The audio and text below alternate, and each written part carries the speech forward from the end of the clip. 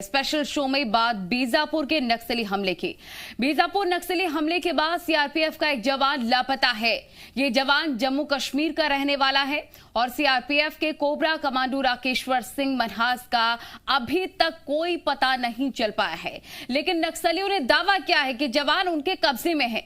नक्सलियों ने जवान की रिहाई के लिए सरकार के सामने शर्त भी रख दी है। नक्सलियों ने बातचीत के लिए सरकार से मध्यस्थों के नाम मांगे हैं और कहा कि मध्यस्थों के नाम सामने आने के बाद ही जवान राकेश्वर सिंह की रिहाई पर विचार किया जाएगा। इस बीच परिवार ने सरकार से अपील की है कि जब भारत की सरकार पाकिस्तान से अभिनंदन वर्तमान छुड़ाकर ले आ सकती है तो फिर देश के वीर कमांडो राकेश्वर सिंह मनहास को भी ला सकती है।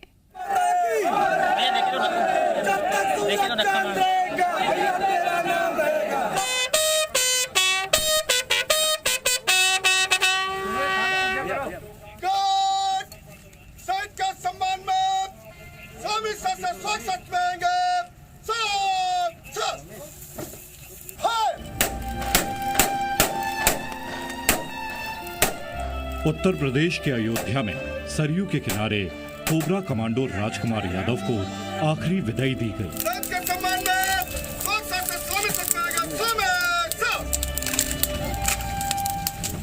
लाल आतंक से लड़ाई में लहू का अर्पण करने वाले शहीद राजकुमार यादव का बलिदान देश नहीं भूलेगा।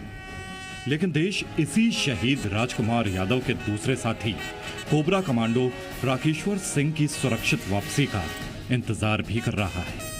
मैं सरकार से यही कहना चाहती हूँ कि जल्द से जल्द उनकी रिहाई हो जाए, वो सुरक्षित वापस आ जाए। जैसे एक फ्लाइंग ऑफिसर्स हमारा जो है वो पाकिस्तान से लाया गया था अभिनंदन सिंह, वैसे ही इनको भी जल्द से जल्द उनसे रिहा कराया जाए और सुरक्षित कराया जाए। ये मीन मनहास है, बीजापुर से लापता कोबरा कमांडो राकेश्वर की पत्नी। इन्हें पक्का यकीन है कि सरकार राकेश्वर सिंह को जरूर वापस लाएगी, क्योंकि इन्हें याद है वो दिन जब पाकिस्तान एयरफोर्स के विमानों ने भारत में घुसपैठ की हिमाकत की थी और उन पाकिस्तानियों को खदेड़ते हुए विंग कमांडर अभिनंदन ने पाकिस्तान के F-16 को ढेर कर दिया था और तब पाकिस्तान ने अभिनंदन को पकड़ लिया था। हिंदुस्तान के वीर जवान की सुरक्षित वापसी के लिए भारत सरकार ने पाकिस्तान को अल्टीमेटम दे दिया था और पाकिस्तानी सरकार के पांव कांपने लगे थे। 2 दिन के अंदर विंग कमांडर अभिनंदन सुरक्षित भारत लौट चुके थे। जम्मू के कमांडो राकेश्वर सिंह मनहास को हिंदुस्तान के उसी पराक्रम पर भरोसा है, क्योंकि मुठभेड़ के 3 दिन बाद भी कमांडो राकेश्वर को ढूंढा नहीं जा सका है। कल पूरा इलाके में सर्च अभियान की गई थी, उसमें जितना भी हमारा 20 जो जवान का जो शहीदों का डेड बॉडी रिकवर की गए थे। पूर्व में 2 शहीदों की डेड बॉडी पहले दिन ही हम लोग रिकवर कर लिए थे। कुल 22 लोग का रिकवर की गए थे और जितना भी घायल लोग हमारा पास अभी इलाजरत हैं, लेकिन एक जवान का वेराबोट्स नहीं मिल रहा है। इसका संभावना बनते उन्होंने कई अभी भी जो जंगल क्षेत्र में है या किसी जो माओवादी के कब्जे में, उसका भी एक पॉसिबिलिटी बनते हैं। कमांडो राकेश्वर के परिवार को भी ऐसी ही खबर मिली है कि राकेश्वर सिंह को नक्सली उठा ले गए हैं और वापसी के लिए शर्तें रखी हैं। फ़ोन पे फ़ोन आया है, वो फ़ोन मैंने ही रिसीव किया। उनका कुछ अतुल राठौड़ करके है, तो उन्होंने मेरे को बोला है कि मेरी उनसे नक्सलाइट से बात हुई है। उनका कुछ लिंक्स कि उन्होंने बोला है कि मतलब वो जहाँ भी है हमारे पास है, उन्होंने उसको कैप्चर करके रखा है, सेफ़ है, हम उसको वापस भेज देंगे। बट उनके लिए वो सरकार से कुछ चाहते हैं। अब वो सरकार उनसे बातचीत करे, क्या चाहते हैं वो।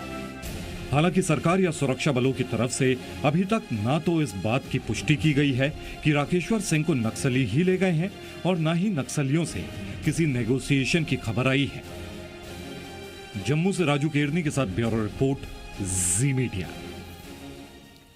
नक्सलियों के दावे के बीच अब राकेश्वर सिंह की सुरक्षित वापसी के लिए उन्हें छोड़ने की अपील भी की जा रही है। बिलासपुर के राष्ट्रीय स्तर के हॉकी खिलाड़ी राकेश शर्मा सहित सुप्रीम कोर्ट के वकील सुदीप श्रीवास्तव ने नक्सलियों से राकेश्वर सिंह को छोड़ने की अपील की है।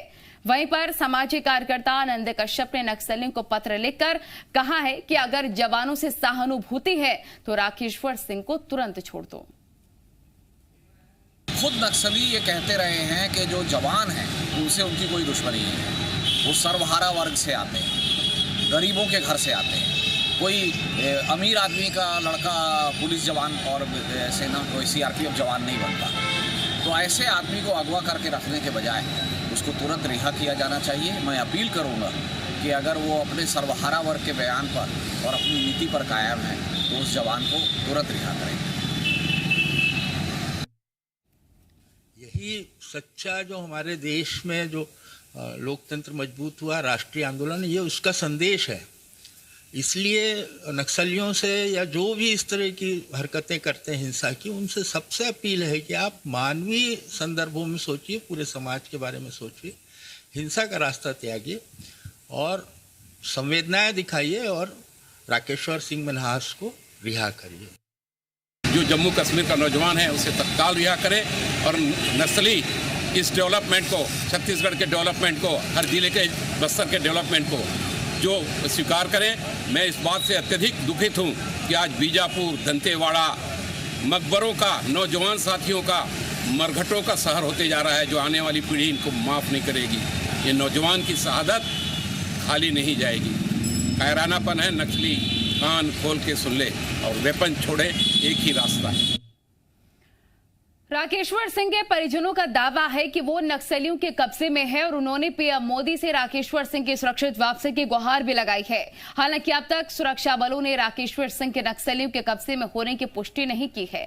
CRPF के महानिदेशक कुलदीप सिंह के अनुसार राकेश्वर की तलाश में टीमों को लगा दिया गया है।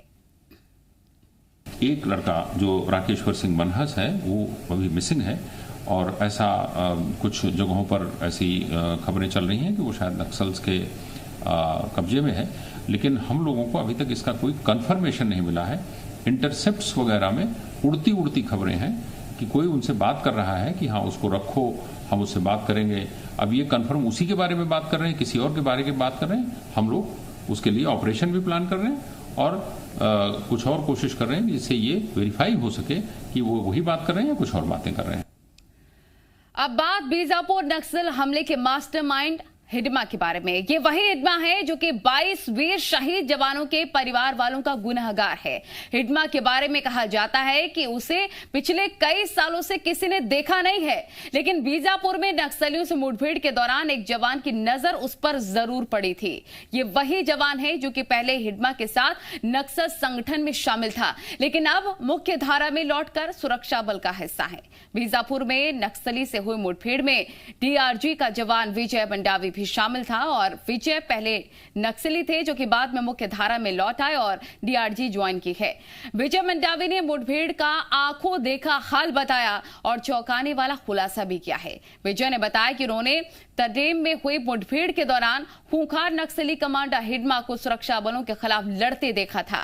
विजय मंडावी की माने तो हिडमा वायरलेस सेट लेकर गोंडी भाषा में हमला करने और जवानों को मारने की हिदायत देता रहा है।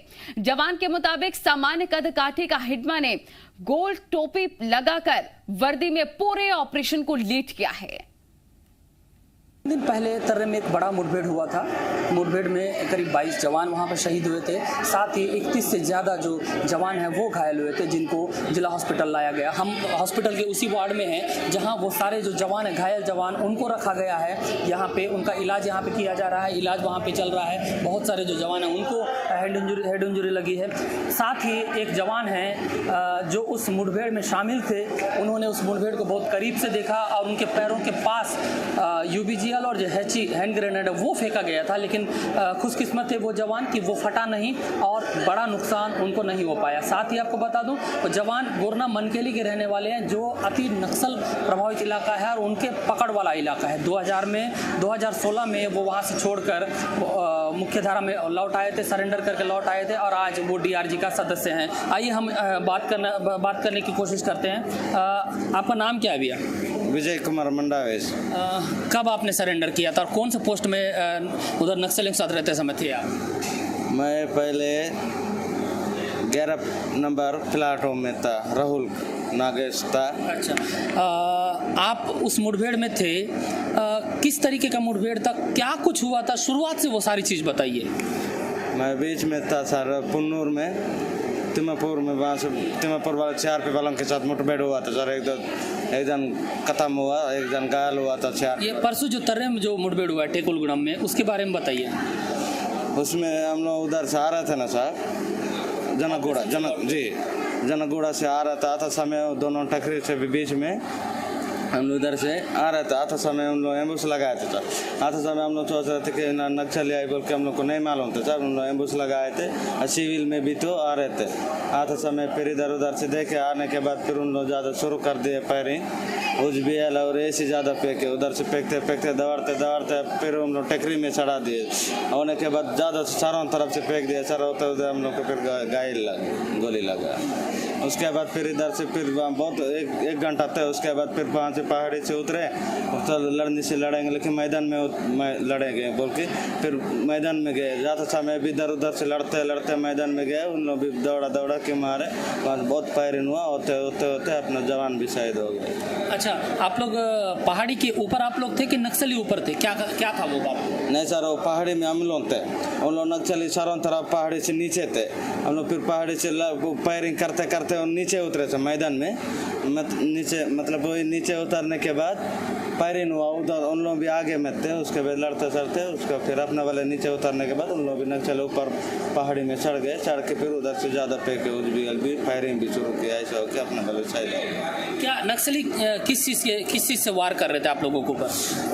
उन लोग ज़्यादा ऐसे UBL से ज़्यादा मारे सर जी, और फायरिंग भी लगातार सर। उन लोग सीधा गोंडी में बोल रहे थे मारो मारो, नहीं छोड़ना उनको, मारो मारो, ऐसा बोल के बोल रहे थे ज़्यादा। सुरक्षा बल के जो जवान थे, आप लोग थे, ये क्या जब वो लोग UBL फेंक रहे थे तो आप लोगों को क्या स्थिति? अपने उठने नहीं दे रहे थे ना सब। हम लोग कैसा करेंगे? उन लोग ज़्यादा चारों तरफ से फेंक दिए। इतनी ज़्यादा संख्या जी, सबसे ज़्यादा उन लोग बहुत थे साहब, 500-600 होते बहुत। ये जो बता रहे हैं आप नक्सल संगठन में रहे हो, वो हिडमा की टीम थी बता रहे हैं, ऐसा कुछ है क्या? जी सर, हिडमा था सर। हिडमा देखिए वहाँ पे हिडमा जी हिडमा है। कैसा दिखता है? कैसा दिखता है हिडमा? टिंग नहीं ऐसा मोटा जबरदस्त है, डोकरा है। वो वर्दी में था क्या?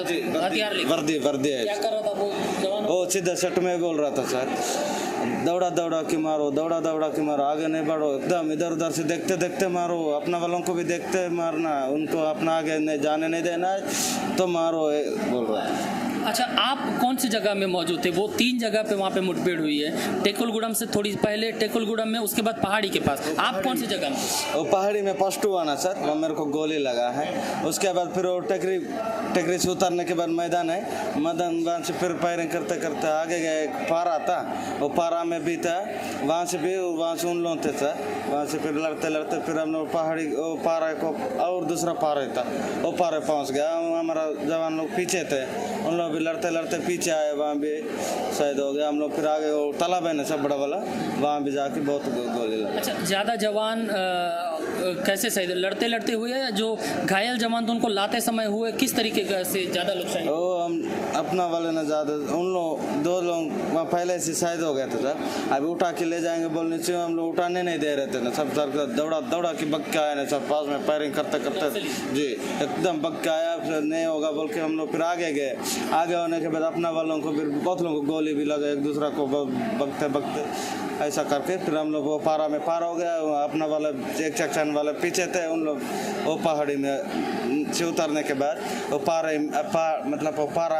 पारा में जाने के बाद शहीद हो गया हम लोग, बहुत लोग वहीं। अच्छा, वो जो टेकुलगुड़म गांव था जहाँ पे 5-7 जो घर थे, वहाँ पे कुछ जवान शहीद हुए, तो वहाँ तक आप लोग पहुँच पाए थे क्या? हम लोग आगे भेज गए थे, आगे पहाड़ी में नहीं सर।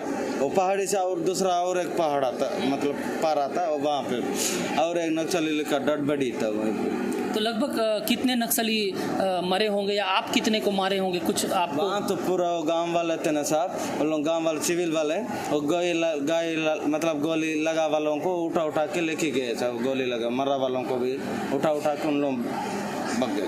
आपके पास आप बता रहे थे हैंड ग्रेनेड या वो जो फेंके थे, क्या था वो मामला जी? आपके पैर के पास हैंड ग्रेनेड होकर फेंके थे? ऐसी फेंके। कितना? 2 बार फेंके सर, उसमें एक बार लगा वो नहीं फुटा, उसके बाद दूसरे झाड़ में बग गया, उसमें भी नहीं फुटा, उसके बाद चकान वाला में गोली लगा, इसमें लगा जी। अच्छा, बहुत फेंके सर हम लोग। वहाँ से फिर गए होते फिर उतरे, वहाँ भी इतना बहुत तो हिडमा का गेम ओवर कब होगा, ये एक बड़ा सवाल है। दरअसल ये पूरा ऑपरेशन नक्सली कमांडर हिडमा को उसके मान से बाहर निकालने के लिए ही चलाया गया था। जानकारी है कि सुरक्षा बलों को हिडमा के बीजापुर के जंगलों में होने की पुख्ता जानकारी मिली थी। अब ऐसे में सवाल ये है कि जिस हिडमा को सुरक्षा बलों के 2000 जवान ढूंढ रहे हैं, आखिर वो है कौन? देखिए।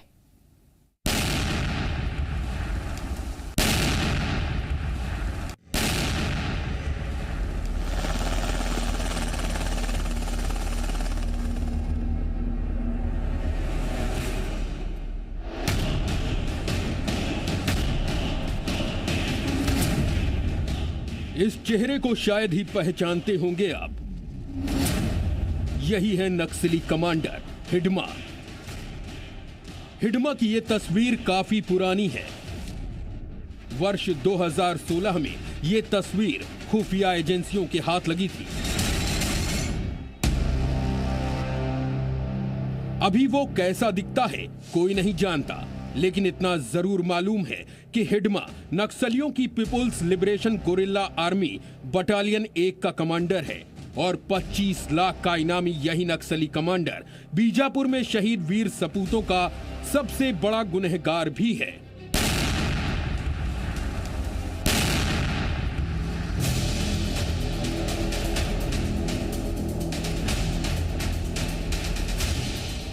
जिसकी लोकेशन को आईबी और सीआरपीएफ की स्पेशल टीम लगातार कई दिनों से ट्रेस कर रही थी। खबर है कि 24 मार्च को हिडमा सुकमा के जगरगुंडा में देखा गया था। पुवर्ती और जुनागुड़ा के पास जंगलों में 150 से 180 नक्सलियों के साथ नजर आया था। इसी जानकारी के मिलने के बाद राज्य की पुलिस ने हिडमा को पकड़ने के लिए ऑपरेशन लॉन्च किया था। शनिवार को डीआरजी, एसटीएफ और सीआरपीएफ के बहादुर जवान नक्सली कमांडर हिडमा के कोर एरिया में घुस गए थे, लेकिन हिडमा की बटालियन नंबर 1 हर दम आधुनिक हथियारों से लैस रहती है। रॉकेट लॉन्चर, एलएमजी और AK-47 की हैवी फायरिंग में जवान फंस गए और सर्वोच्च बलिदान का दुख अब पूरा देश झेल रहा है। ताड़मेटला का जो घटना है, जानी जितना भी बड़ी बड़ी घटना हुआ थी उसमें PLG घटना नंबर उनके हाथ रहा।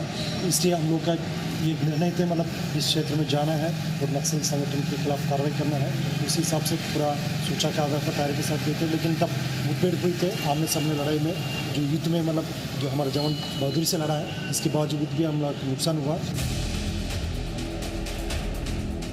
इसीलिए सवाल उठता है कि हिडमा का हिसाब कब होगा, क्योंकि हिडमा नक्सली नहीं, एक तरह से आतंकी है। ठीक हाफिज सईद की तरह है, ठीक मसूद अजहर की तरह है। और ये हिडमा तो हाफिज सईद और मसूद अजहर से भी ज्यादा खतरनाक है, क्योंकि ये नक्सली तो अपने देश में ही है और बस्तर का रहने वाला ऐसा इकलौता आदिवासी है जो नक्सलियों की सबसे खूंखार बटालियन को लीड करता है। 4 वर्ष पहले सुकमा में चलाए गए ऑपरेशन प्रहार में उसे गोली भी लगी थी, लेकिन बताया जाता है कि इस ऑपरेशन में भी वो बच गया। इसीलिए देश जानना चाहता है कि आखिर ऐसे नक्सली के खिलाफ सर्जिकल स्ट्राइक क्यों नहीं की जाती। बालाकोट में घुसकर बदला तो लिया जाता है, लेकिन बीजापुर का बदला कब? जो हमारी रणनीति है, रणनीति का खुलासा भी नहीं किया जाएगा, लेकिन ये है मान में हम घुस चुके हैं और बहुत जल्दी उसको सफाया भी। ठीक है, चलिए मान लिया एयर स्ट्राइक नहीं कर सकते तो टैंक लगाइए, तोप लगाइए, सेना उतारिए, कुछ भी कीजिए, लेकिन खत्म कीजिए हिडमा को, खत्म कीजिए हिडमा के लाल आतंक को, वरना ये हिडमा रुकने वाला नहीं है। उनका ये सर्वोच्च बलिदान व्यर्थ नहीं जाएगा। ये लड़ाई को निर्णायक मोड़ पर पहुंचाने के लिए उनका बलिदान देश हमेशा याद रखेगा। देश को भरोसा नहीं, बदला चाहिए, और ये बदला तभी पूरा होगा जब हिडमा का हिसाब होगा और हिसाब फाइनल होगा। ब्यूरो रिपोर्ट, जी मीडिया।